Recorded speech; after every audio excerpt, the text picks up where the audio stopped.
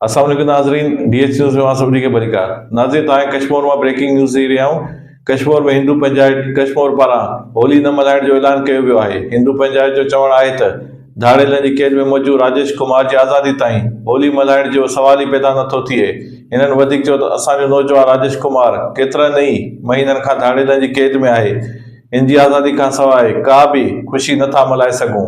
असां सभु प्रिया कुमारी ऐं राजेश कुमार जी बाज़ाबी लाइ एहतजाजी कैंप ते गॾु थिया आहियूं। हुकूमत खे फौरी तौर ते कदम खणणु घुर्जे। हिंदू पंचायत जो चवणु आहे त राजेश कुमार खे आज़ादु कराइण लाइ केतिरा ई भेरा इंतिज़ामिया खे अपील कई वई, पर अञा ताईं का बि अॻभराई न थी सघी आहे। हिननि चयो त असां एहतजाजी कैंप क़ाइमु करे छॾी आहे, जंहिं में हिंदू बिरादरी सां गॾु समाजी ऐं सियासी अॻवान पिणु शिरकत कई।